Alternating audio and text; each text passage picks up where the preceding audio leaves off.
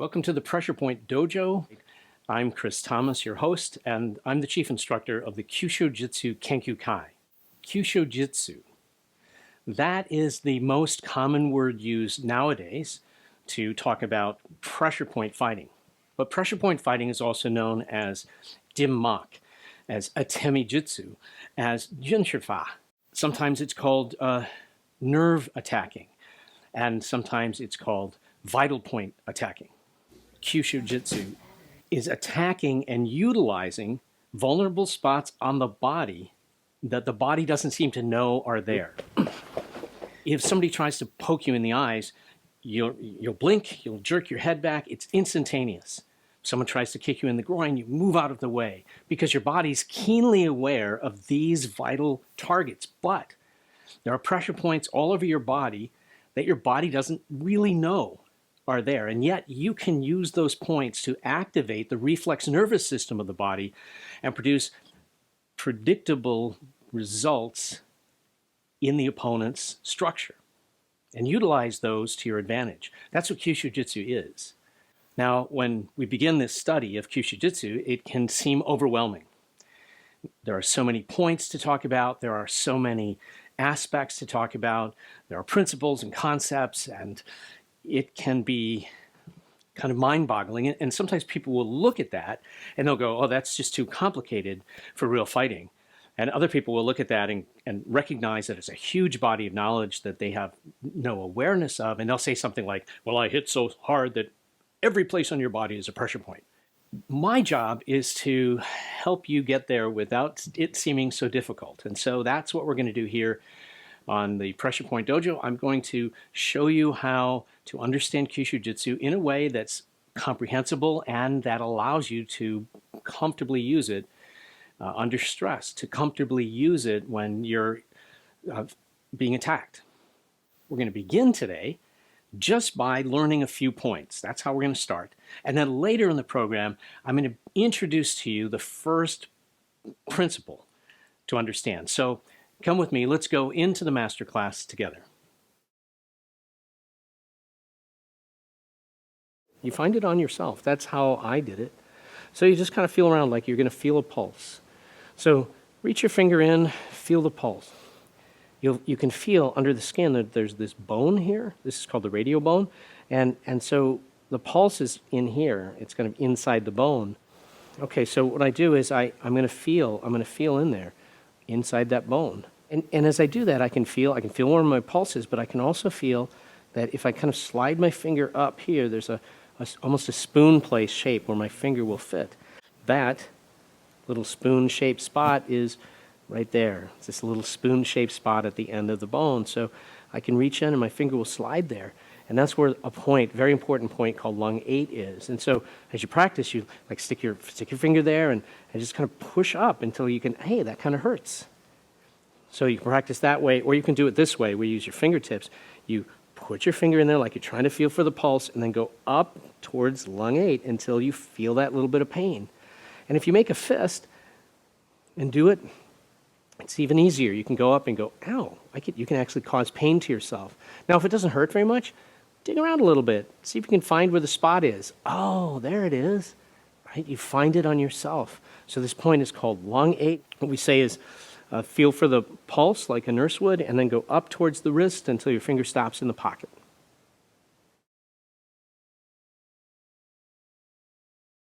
Another very important point that we talk about a lot and utilize a lot is called lung 5.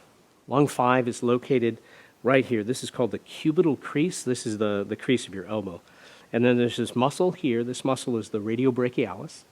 And if I look right at the edge of the cubital crease, that's where the point is. In fact, if I was sticking an acupuncture needle, I'd put it right there.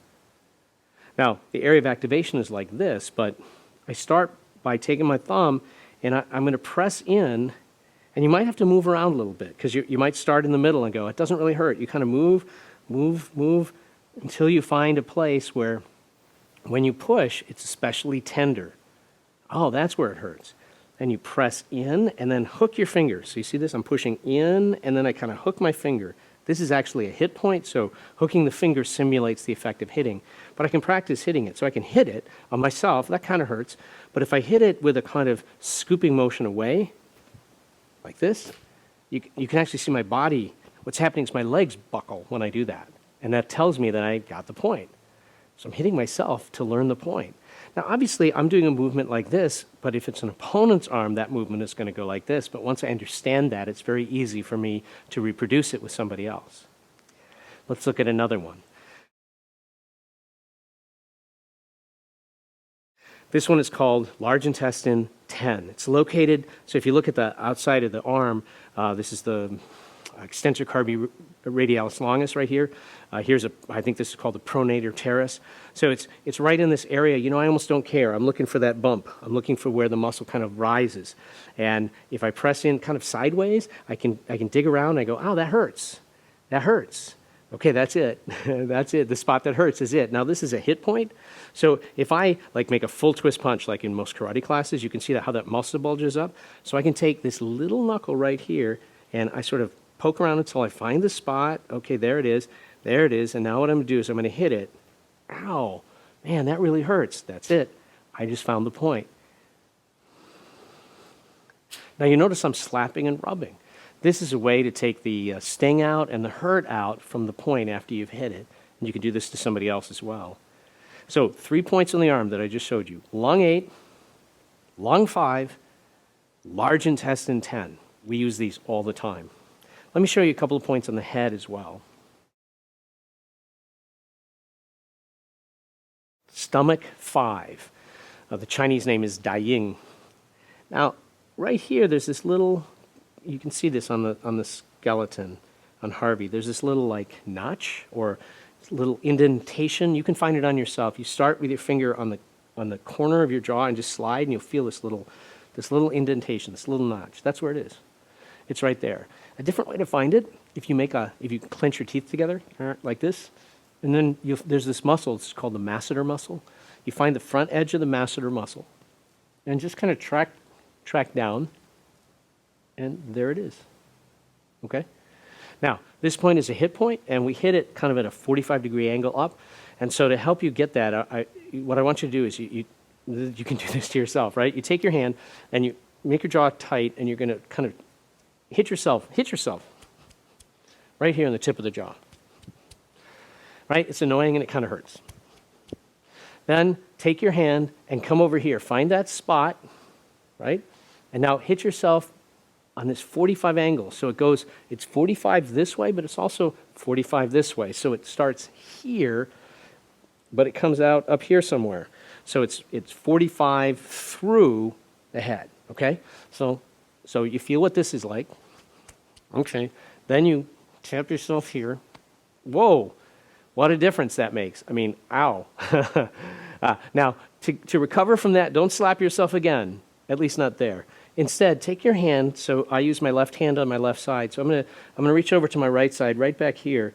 You can see the wire of my microphone is there.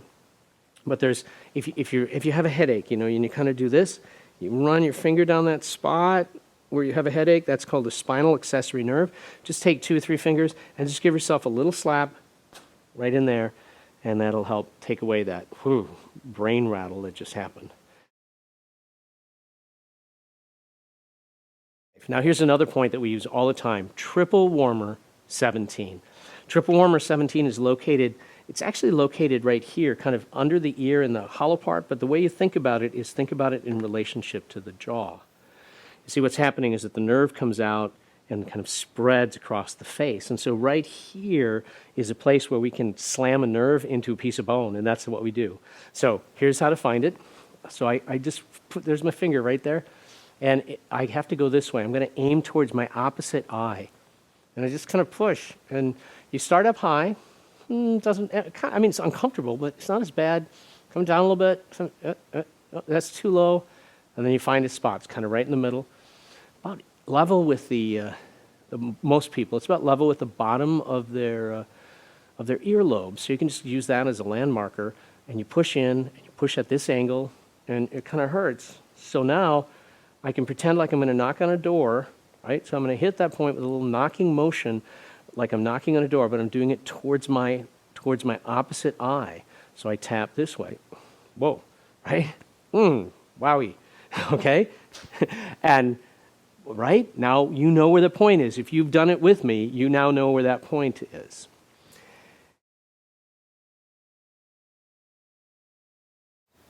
One last point to show you that we use all the time. And this one's called gallbladder 20.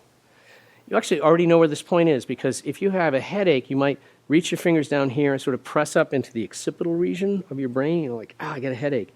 So now let's feel that spot a little bit. So here's this. If I feel carefully, I notice that there's like a raised area here. This is a muscle. This is called the sternocleidomastoid right here. And it connects here to the occipital lobe right there. And then there's almost like a little kind of channel. And then there's another muscle right here. So this is the big spinal muscle on either side of the spine. So in between there's this sort of space. That's where the spinal accessory nerve is located. So if I just track up there, I end up, well, there's like a little indentation or pocket right here at the base of the skull. So you can see this very clearly on Harvey here. So here's the occipital bone right here, and a muscle attaches here, and then this raised area right here, that's where the muscles attach that, operate your head up and down that way. And then there's this, there it is. See, you can see it. There's this like little hollow indentation place.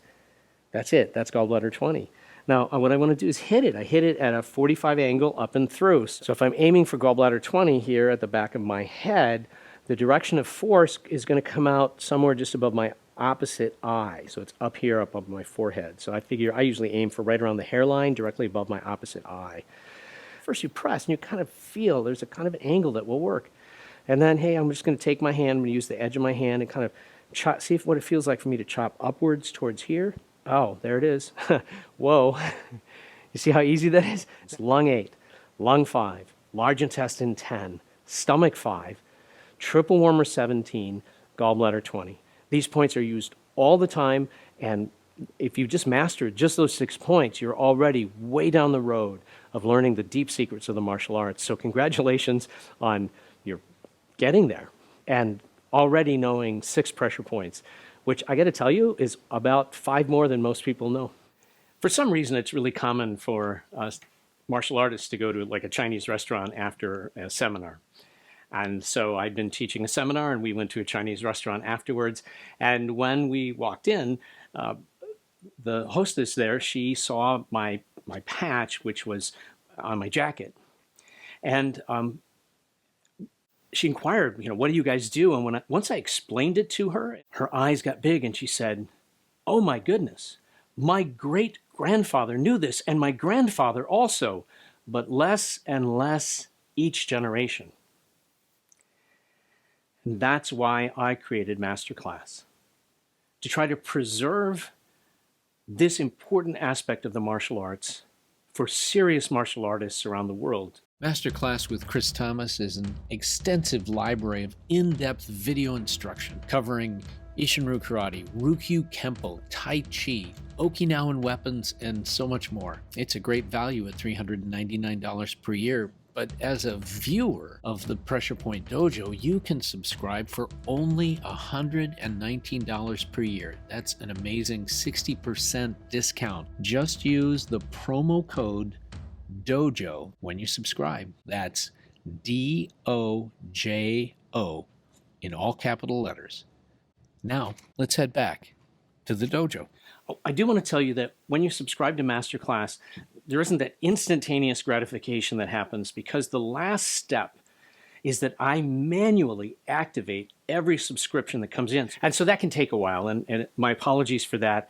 If I had a lot of money and staff, that wouldn't be the case, but it's just me. By the way, that also means that when you get an email that says, welcome to Masterclass, that email is actually sent to you by me personally. Kyushu Jitsu, or pressure point fighting, is more than just knowing where some points are, knowing how to use them. It's a deep and, when you first look at it, complex art.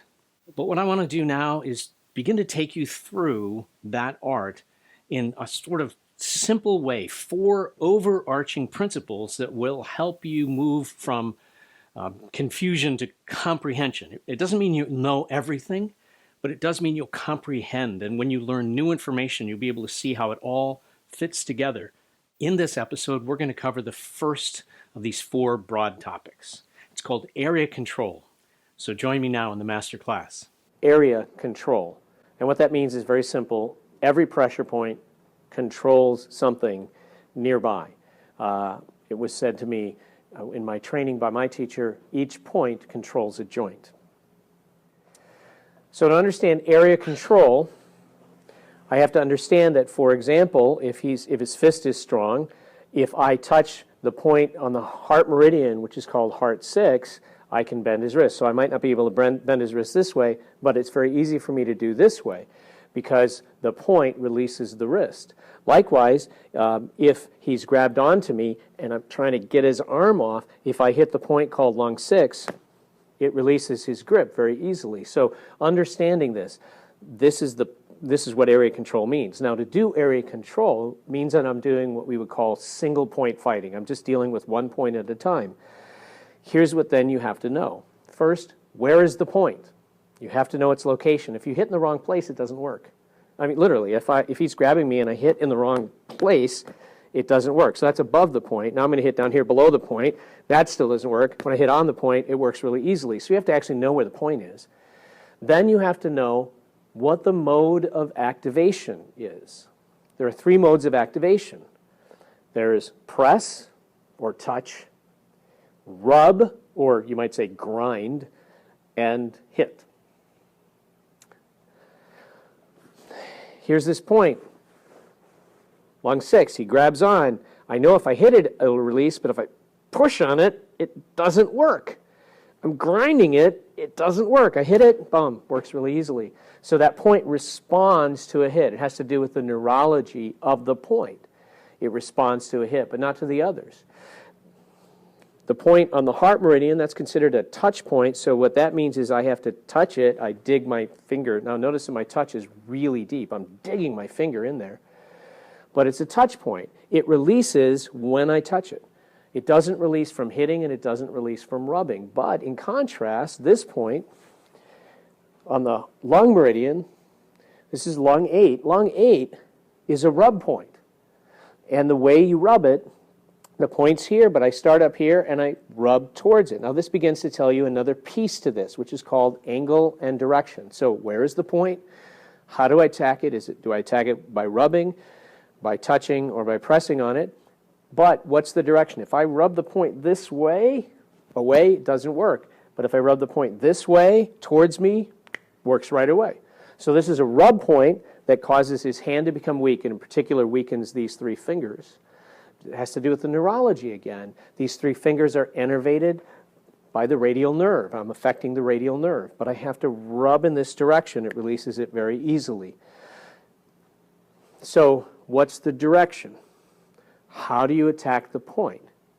Where is the point located? Then I recommend at this phase, at this level of training, this is how you begin pressure point training. You learn a point, you learn where it is, learn what it does. Does it bend the wrist? Does it release the elbow? You learn what it does. You learn how you're going to attack it. I also recommend you learn the name. So you don't have to do that. You can call it that point by the elbow and you're fine. But at the first level, when you're dealing with area control, I recommend you learn the point name, what we call the alphanumeric name. So the name of the meridian, lung or large intestine or stomach or pericardium, and then the point number. But what's important for you to understand is where is the point, what's the angle that you attack it at, angle and direction, what's the method you use to attack it, do you rub it, do you press on it, touch it, or do you hit it, and finally, what does it do when you do these things? I want to remind you that if you engage in training in pressure point methods, you should seek out a qualified teacher and always use the utmost of restraint in your practice. Thank you for joining me. I hope to see you on the next episode of the Pressure Point Dojo. Until then, I'm Chris Thomas. Thanks for watching. Now go train.